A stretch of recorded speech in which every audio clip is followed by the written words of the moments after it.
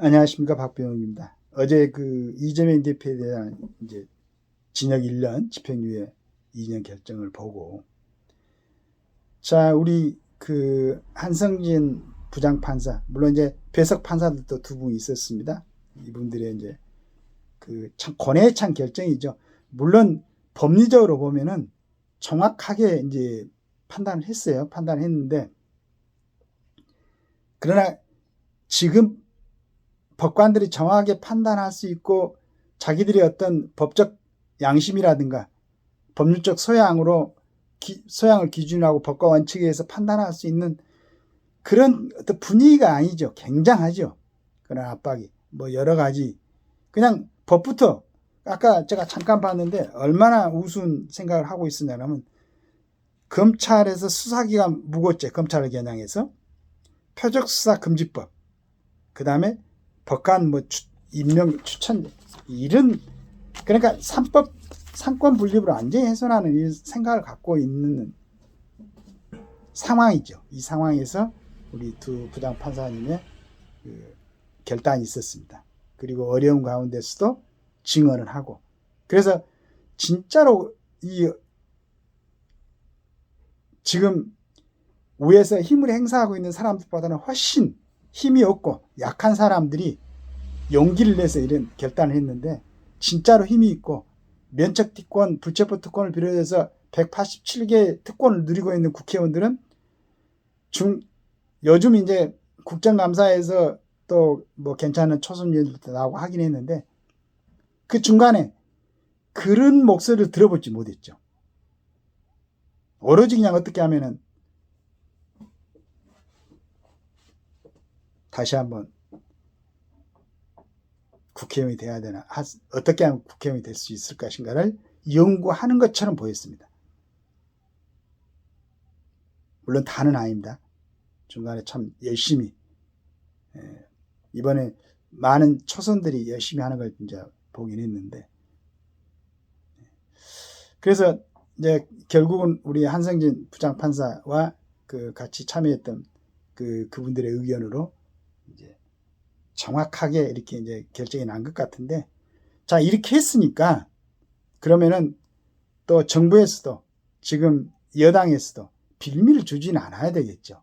그러면 특별감찰관을 빨리 임명해야 되는데, 근데 문제는 특별감찰관은 반드시 국회에서 추천이 있어야 임명할 수가 있는 겁니다.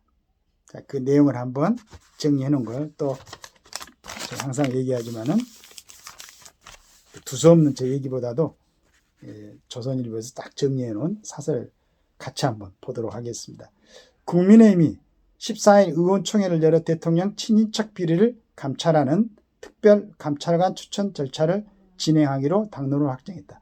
당초 당내 개파 간 충돌이 예상됐지만 특별감찰관을 통해 친인척 문제를 감시하고 사전에 예방해야 한다는 위기감이 작동한 것으로 분석된다. 곧 국민의힘과 민주당 원내대표가 만나 특별감찰관 후보 추천 문제를 논의하게 된다. 특별감찰관은 국회가 후보 3명을 추천하면 대통령이 그중 1명을 지명하고 국회 인사청문회를 거쳐 최종 임명된다. 대통령이 임명을 하려 해도 국회가 추천하지 않으면 임명을 할 수 없는 구조다. 민주당 작년 양평 고속도로 의혹이 불거졌을 때 특별감찰관은 윤 대통령 대선 공약이라며 특별감찰관의 조속한 임명을 요구했었다. 이제 대통령이 국회 추천을 요구하고 국민의힘까지 당론으로 추진하고 있지만 민주당은 근본 대책이 될 수 없다며 뒤로 물러나고 있다. 지금은 특별감찰관으로는 김건희 여사 문제를 해결할 수 없다며 김건희 여사 특별법을 3번째 국회 본회의에 통과시켰다. 그러나 김 여사 의혹을 밝히라고 장애 투쟁까지 하면서 정작 이를 예방하고 감시할 특별감찰관을 추천하지 않는 것은 납득하기 어렵다. 원래 대통령 친인척 비리에 대한 감시는 민정수석실 목이었다. 그러나 윤 대통령은 대선 때 권력기관 개혁 차원에서 민정수석실 폐지를 공약했다. 거기에 문재인 정부 때부터 공석이었던 특별감찰관마저 대통령실의 소극적 태도와 국회 비협조로 빈자리로 남게 되면서 친인척 관리에 큰 공백이 생겼다. 이런 상황에서 발생한 것이 김 여사의 명품 가방과 국정개입 의혹이었다. 빌미를 준 거죠. 이 부분에서는 빨리 이거 갖다가 정리를 해야 됩니다. 특별감찰관은 8년째 공석이지만 매년 사무실 임차료와 파견 공무원 인건비 등으로 10억 원 가까운 예산이 낭비되고 있다. 이제는 민주당과 국민의힘 뜻을 모아 특별감찰관 임명 절차에 나와서 문재인 정부에서 윤석열 정부로 이어진 특별감찰관 공백이라는 비정상화의 마침표를 찍어야 한다. 더불어민주당 이재명 대표의 선거법 위반 1심 유죄 선고를 보며 국민의 시선은 이제 윤 대통령과 국민의힘이 김건희 여사 문제를 어떻게 풀어나갈지를 향하고 있다. 민주당이 특별감찰관 후보를 추천하지 않는다고 야당 탓만 할 상황이 아니다. 그렇다면 윤 대통령이 특별감찰관에 준하는 역할을 할 자리를 대통령실에 만들어 적합한 인사를 임명해야 한다. 늦었더라도 외양간을 고쳐서 더 이상 소를 잃는 사태는 막는 편이 낫다. 오랜만에 우리 조선일보가 또 애정어린 충고를 하고 있습니다. 특별감찰관이 지금 민주당의 이게 상황을 보니까 빨리 추천하지 않을 것 같은데 특별감찰관에 준하는 역할을 할 자리를 대통령실에 만들어 적합한 인사를 임명해야 한다. 늦었더라도 외양간을 고쳐서 더 이상 소를 잃은 사태는 막는 편이 낫다. 이렇게 해야 됩니다.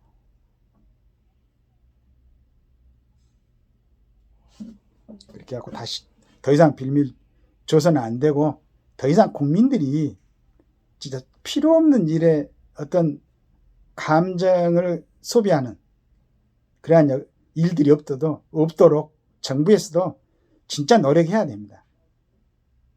그리고 지금 이런 상황에서 노력을 보여야 되고 그래야만이 민주당 국회의원들이 다시 또 뭐 이재명 무죄 뭐 이런 걸로 나와서 시민들을 불편하게 데모하고 그러진 않을 겁니다.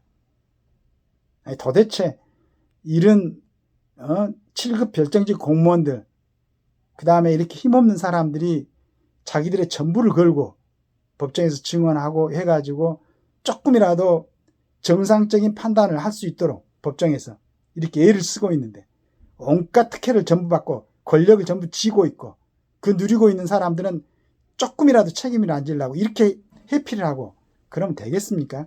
안 되지.